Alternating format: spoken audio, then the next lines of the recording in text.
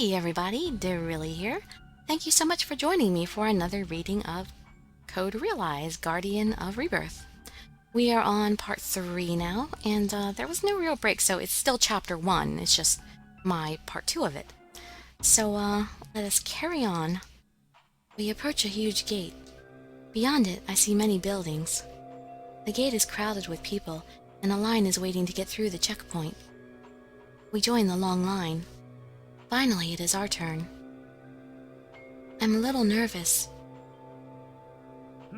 Don't you worry. My invention will handle this for us. Huh? Where did it go? I thought I put it in my pocket. I'm extremely uneasy. Oh, it's right here. Listen, Miss Cardia, this is... Next. Oh, it's our turn. Finally. Come on, just trust me and follow my lead. Impy, wait! Impy and I walk over to the guard. Ah, no, sir. Me and my missus here. We're here to see sights. Ain't that so, Natasha? Impy turns to me and wiggles his eyebrows. Ain't it, Natasha? Who's Natasha? Oh, God. You got to go along with me. It's all an act.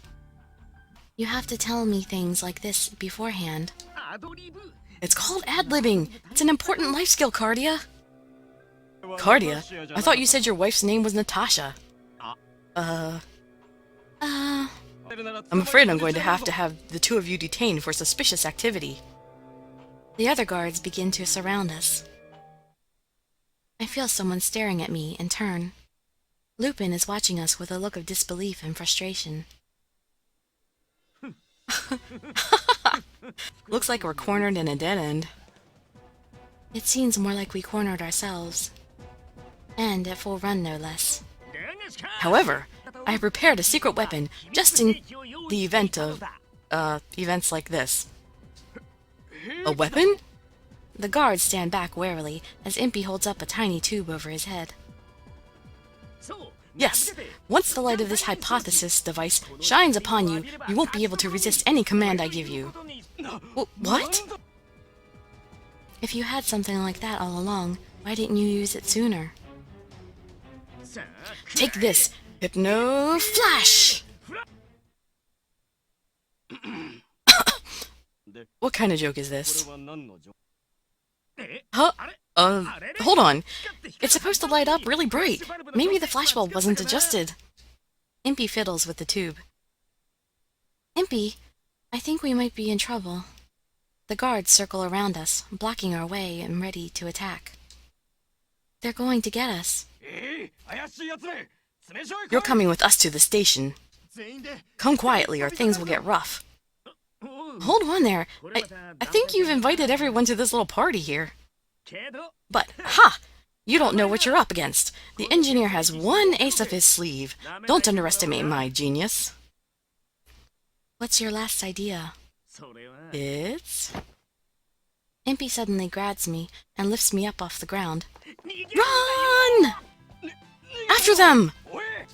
Impy begins running at a furious speed, with the guards on his heels. You're not getting out of here!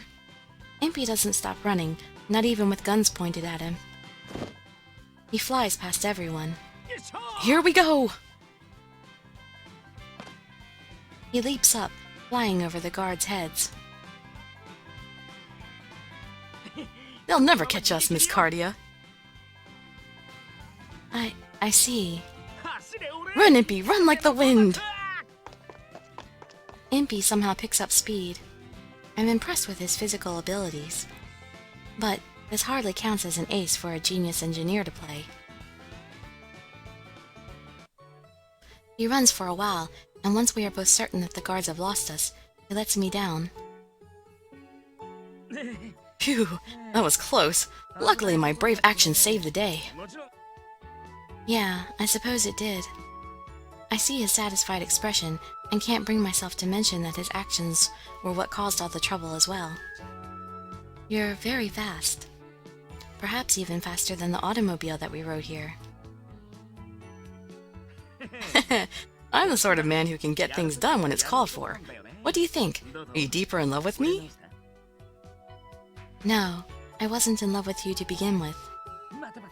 Don't be shy now. I'm not being shy. Well, we ran for quite a while. It seems we're in the lower street area. Where is that? I look around us. The buildings are smaller than near the entrance and seem less well maintained. Still, the people out here look cheerful, and they greet each other happily as they pass. I hear laughter and shouting from all around us. Remember when Lupin explained the city? This is Lower Town, the most impoverished area in outer London. It was originally temporary housing for workers involved in the reconstruction. It's very lively. It is, and fun too, but you need to stay alert. There are a lot of dirty, rotten scumbags here. And if they saw a girl like you walking around by herself, you'd soon attract a lot of attention from troublemakers. Troublemakers? Like you, Impy? Yeah, sure, like me. You wound me. Why would you think so low of me? At least get to know me better. Lupin said that I had to watch out for you, that you were trouble. I'm sorry if I was mistaken. Damn it, Lupin. Telling lies about me. We continued walking this way as we made our way towards the mansion that Lupin had made his hideout here in London. I thought we would make it there without any further problems, but as I stood admiring a street performance, I turned to see that I was alone in the crowd. He's not here. Not over there either. I look for the man I have been traveling with, but I can't find him. If I take too long, the sun will set. What should I do? There isn't much I can do. I need to make my own way to the mansion. He might already be waiting for me there. Excuse me, are you looking for someone? Someone calls out to me. Perhaps I can be of assistance. That would be very kind of you. I bowed to the helpful man. Who are you looking for? A tall man with long hair, calling himself an engineer. An engineer? I don't know if he's who you're looking for, but I saw someone resembling that earlier. Would you like me to take you to him? That would be wonderful. Please do. My pleasure. This way, please. The man starts walking ahead of me, and I follow along. I continue to follow him into an alley. There is no one else around, and the street here is covered in filth. What would he be doing here? Excuse me, but where is he? Just a little further, if you would. Thank you, you're so kind. Oh, it's no problem. We continue to walk even further. I can't even hear the street noise now. The man turns to face me. This is it. This is where I saw him. There's no one here. Come out, fellows. I've caught us a real catch. Oh, she is a fine specimen.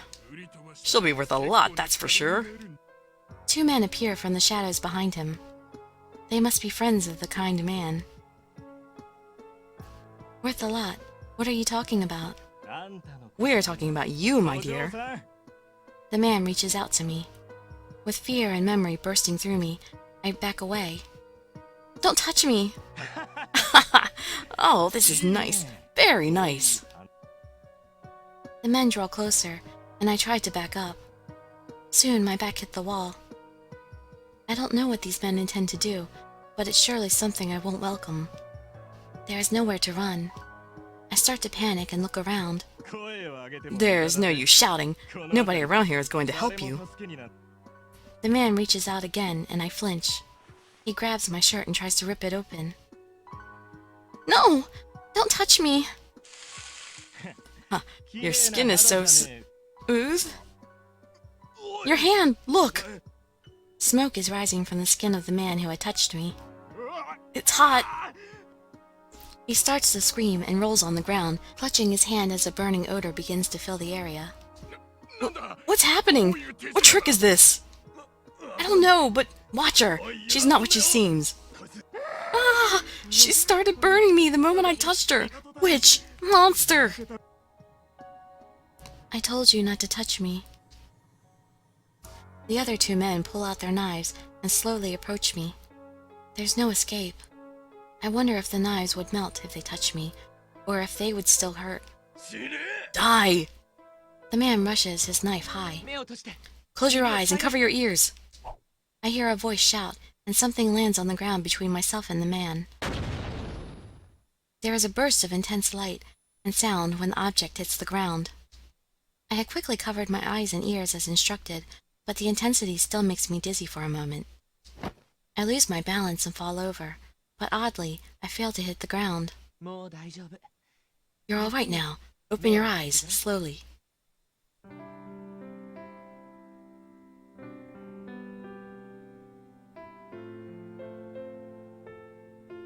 I open my eyes. Someone is holding me. You don't need to fear me. I'm not going to do anything to you. You're safe. Thank you for saving me. Who are you? I'm afraid I can't tell you that. You still look a little pale. What happened to those men? They're all knocked out.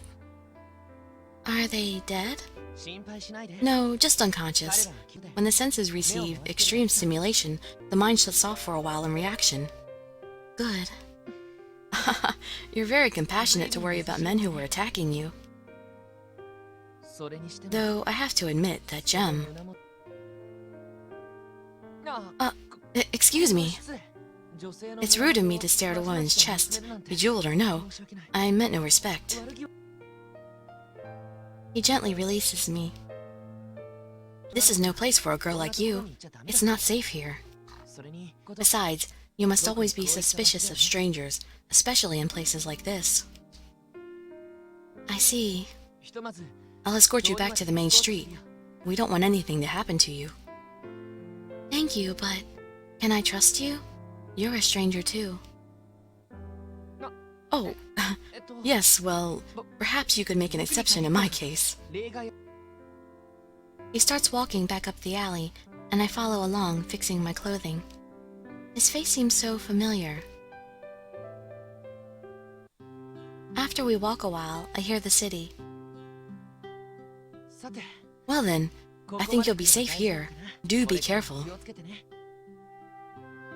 All right. By the way, I'd like to ask you...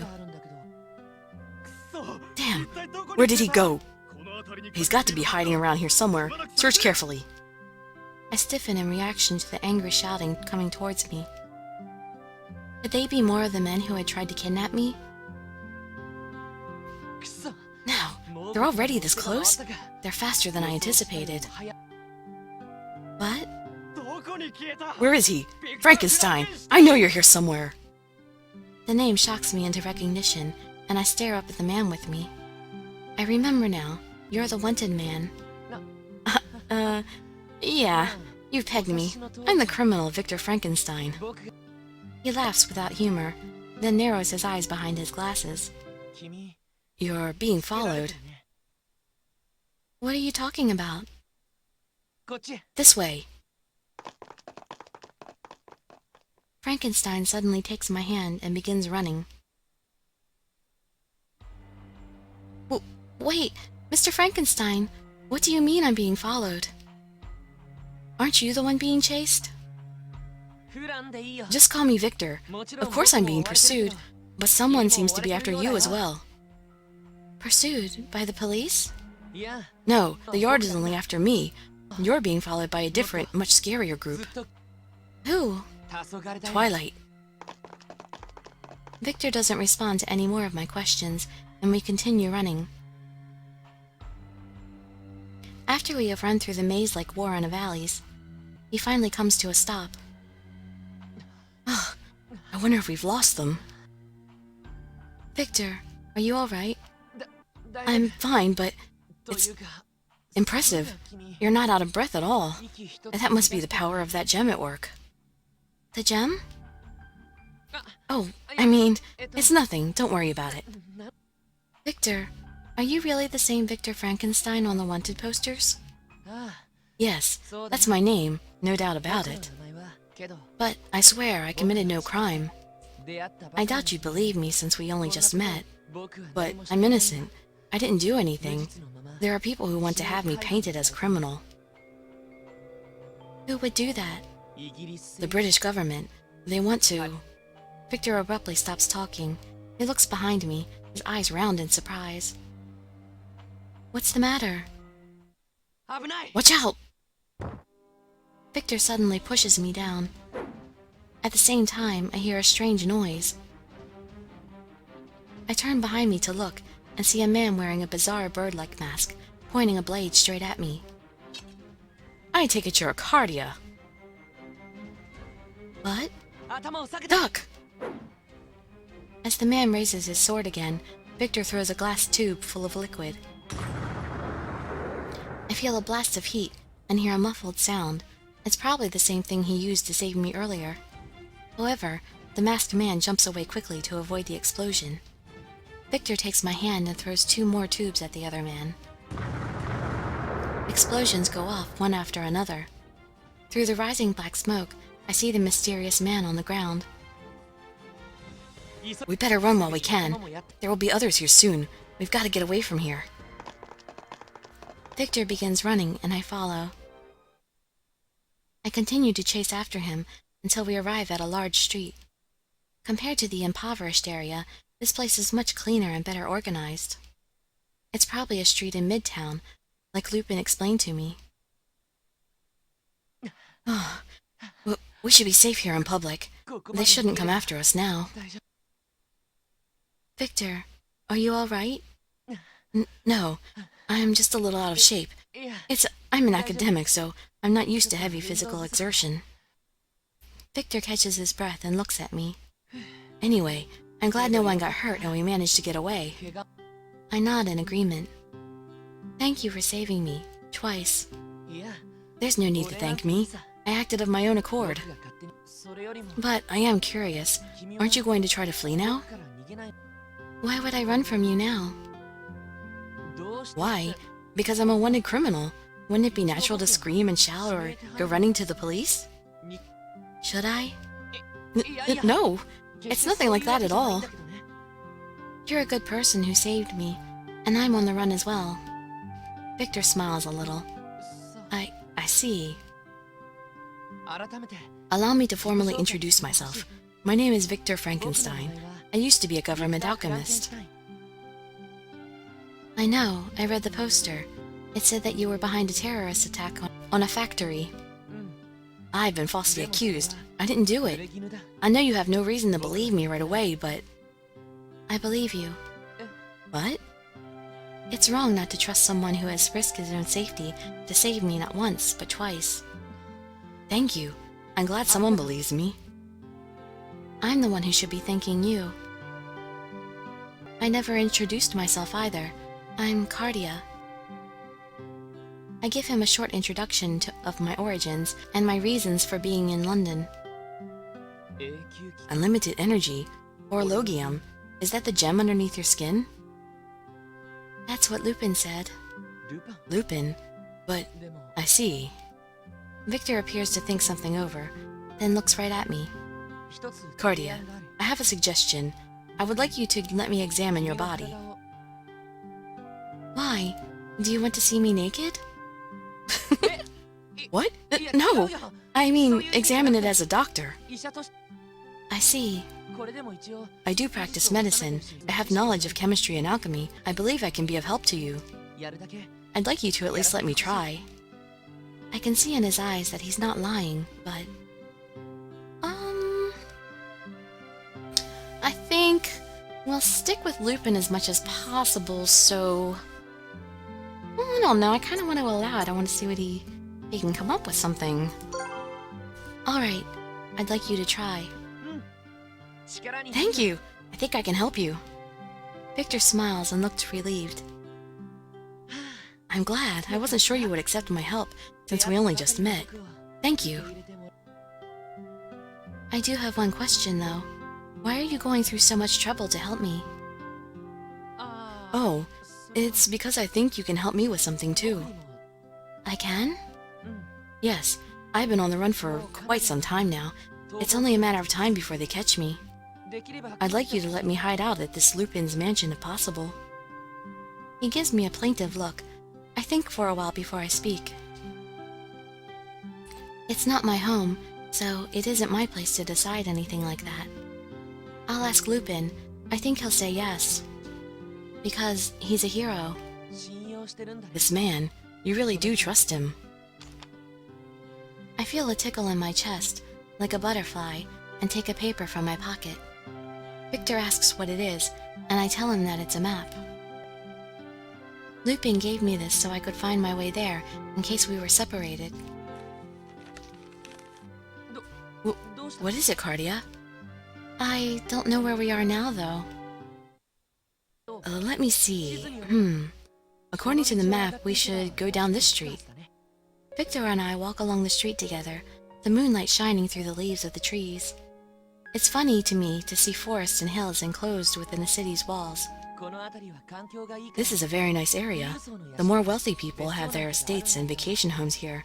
Is this Lupin from nobility? I don't know much about him myself, but one thing that I do know is that Lupin is a thief with a heart of justice. A thief? But he believes in justice? Even though he steals for a living? Yes. Indeed. Victor tilts his head to the side, as if in thought, and continues walking. Then, without warning, the forest clears, revealing a huge mansion standing before us. Wow! This is a very fine building. This is it according to the map. I'm not so sure myself. I look up at the mansion in awe as Victor double-checks the map. Well, this seems to be the right place. The lights are on. Shall we give it a try? Victor starts toward the door, but I stop in my tracks and look down at my feet. Oh, what's the matter? They're probably going to be worried, because I caused them trouble, and I don't know how I'm going to face them. I see. All the more reason to show them that you're fine, so they'll stop worrying. They're all likely waiting for you. Victor's right. I nod and push open the gate to enter the garden surrounding the mansion. We walk towards the looming main building. I take a deep breath and knock on the door. There is no response. I try again.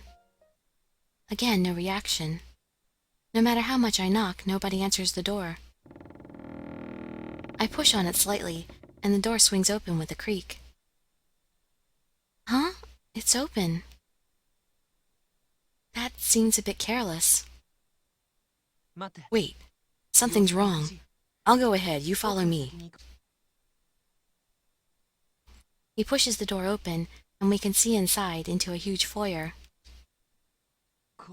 Incredible! This Lupin must be a man of considerable means. Victor takes a step into the hall. At that moment, Don't move! Lupin and Impy stand to either side of Victor, looking ready to attack. This is a rough welcome. Quiet! You wanted terrorist Frankenstein? What have you done to her? Choose your answer carefully, or you won't be happy with how we react. Did you do anything with her? You lucky son of a... you bastard. No. First, you're going to return our precious stolen treasure. What exactly did you two do? Don't spare any details. Damn it. Let me explain. Don't worry, Cardia. I'll make sure to comfort you tonight. In bed, of course. Do I still have to keep my hands in the air now? You'll keep your hands up until I say otherwise. Impy, shut up. Listen to me!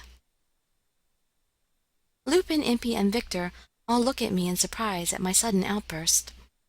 Having to shout like that was a little embarrassing, but I clear my throat. Victor is... all he did was save me. I see. So he didn't drag you here by force or anything like that. I nod. See here, Frankenstein.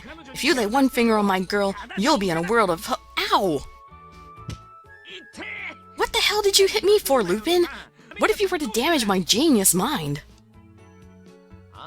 Don't worry. I don't think it could get any more damage than it already is. Would you two mind telling us what happened? I'm sorry you were worried about me. Impy and Lupin take a breath to speak, but I keep talking before they can interrupt. This man is the wanted criminal, Victor Frankenstein, but he also saved my life. I explain how I met Victor, and gave them a summary of the events that happened to me. Of course, I also make sure to tell them that Victor was innocent of the act that he was blamed for on the posters. And Victor wants to use this place to hide for a while, in exchange for searching for a way to help me with my poison. More than that, I'm willing to help you in anything you need me to do. You'll have my full cooperation. The former royal alchemist and a leading researcher, you're the best this nation has to offer regarding alchemy. Fine. I think we'll have use for you. I'm Arsène Lupin, the greatest thief of the 19th century. Take good care of her. It's a pleasure to meet you. And I'm Impy Barbicane. One day, I'll go to the moon. Good to meet you. And by the way, Vicky, can you really do something about her poison? Impy leans close to Victor and pokes him in the chest with his finger. I'll try my best. Great! I'm counting on you. This is fantastic, Miss Cardia. We'll finally be able to consummate our love. What? I'm sorry, but if we were to rid my body of poison, I have no intention of consummating anything. Maybe not today, but there's always tomorrow. It's all right. I'll never give up. Nothing about this strikes me as all right at all. Then, will you allow me to hide out in this place? Sure, why not? Only if the owner of this mansion were to agree to it, of course. You must be tired, am I right? I can't do anything too elaborate, but why don't we have a quick meal? You can cook, Impy? Of course I do. Just leave it to me. I am as fantastic an engineer in the kitchen as I am in the workshop. I guarantee you'll enjoy it, even though he's scatterbrained about everything else. I'm top-notch at everything I do. You're just jealous of my skill, Lupin. Sure, whatever. Let's get going, Miss Cardia. The living room is back there. Lupin and Impy start walking away. Your friends are an interesting bunch. Friends? Aren't they? Yes, they are. Let's go. I slowly walk after Lupin and Impy. I should be tired after all that's happened, but I feel lighthearted. The meals served in the dining room have a very delicate flavor, which was certainly unexpected considering Impy cooked it. Victor, Impy, and Lupin. It's been so long since I had a meal with a group this large. It helped me to remember that eating with others can be fun. We all told each other about ourselves as we ate. Lupin is trying to find my father in order to prevent a large-scale terrorist attack. Impy is working alongside Lupin because he wants to go to the moon, though it's hard to tell if he's serious about that or just joking. And Victor says he will search for a way to cure me in exchange for helping him stay here in hiding. I'm with Lupin. I'm looking for Isaac, my father. There are so many things I need to ask him. Why is there a horologium in my chest? And why did I wake alone? What did Father want me to do? There is so much I don't know. And one more thing. I want to rid my body of this poison. I want to live as a person, not as a monster. Father must hold the clues to making this happen. After we finish our meal, Lupin says he has prepared a room for me and will take me to it. Since we have so many rooms, you're free to use any one you want. The owner of the mansion is a tad strange. He doesn't hire any help. Sometimes he makes us clean, but he does it himself. It's not that he's cheap. It's just more like a hobby to him. Of course, he can't cover every room in this place. And that's why we can't use all the rooms. What are the rest of them used for? Mostly storage. He collects antique art. The place is full of stuff like that. Ah, here we are. We enter the room. It's very soothing. The moonlight shines in through the window. And what's this faint scent? It's very calming. The room seems like a perfect place to relax. Lupin pushes a switch on the wall, and the room lights up at once. What's that? These are gas lamps, like in the streets. They light up with a single switch. Most mansions in London are equipped with these. Wow, it's like magic. Oh, the bed. I've changed the sheets, so have at it. Oh wait, how did you sleep before? The bed in the mansion has special sheets, so my poison will destroy them. They were special, just like my clothes. So this bed would melt, obviously. My hair doesn't cause melting, so it will be fine if I sleep on my back. I see. But if you turn over, it's a catastrophe. Let's ask Victor tomorrow if there's anything we could do about that. Until then, just do your best, I suppose. Alright, I'll try not to move. Lupin and I nod at each other. I spot a large trunk in the corner. Lupin, what's that? Oh, that's my travel case. This was originally my room. It's a very cute trunk. Do you think so? Well, then it's yours. Are you sure? Do whatever you like with it. I'm sure you'll gather some belongings while you stay here, whether you mean to or not. Suddenly, the trunk moves. It shudders again. We look at each other. Is there something in there? I was sure I emptied it. Let me take a look. Lupin reaches out to the trunk and cautiously opens it. Suddenly, a dog leaps out from within. Aww. Oh my! Huh? Did you fall asleep in there, and the lid fell shut on you? Oh, dopey animal. The small dog looks up at me with beautiful round eyes. What is this feeling I have? It approaches my leg. No, no, don't! I try to back away, but I am too slow. The dog brushes against my leg. My heart begins to beat faster at its fluffy, warm touch. But... Lupin, get this dog away from me. I don't want anything to happen to it. If you're careful, you'll be fine. And this is great. It was starting to be a handful since it didn't like any of us. Really? We rescued it, but it wouldn't eat anything. It seems to like you for some reason. Why don't you take care of it? The dog barks at me in a friendly way. Then finally, I notice something out of the ordinary. The dog's left foreleg is mechanical and hisses with steam every time it moves. Oh, that leg. I guess some heartless people did that to it. Impy found it wounded. He got all upset and teary-eyed about it, and managed to save it somehow. I'm sure he'd be pleased if you took care of it. I see. I gingerly pick up the dog. It's fine if I don't directly touch his skin. The dog stares at me as if seeing through me. Wow, he's being calm. Ah, Impy's going to be so jealous. He didn't like him much at all. He was lamenting that all his love was just a one-way street. What's its name? Its name is Cece. Impy named it. Apparently he named it after the Princess Elizabeth of Austria, famed for her beauty.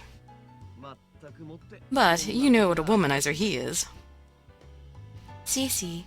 What a wonderful name. And her face is cute, too. Yes, too bad he's a boy, though. I look back in surprise at Lupin, and he laughs heartily. Alright, we're going to end that chapter here. I hope to see you in my future videos, and I'd be so grateful for any likes, comments, subscriptions, or shares with your friends to show some support. Thank you so much for joining me, and I wish you all health, happiness, and safety. Dirili signing out. Bye-bye, everybody.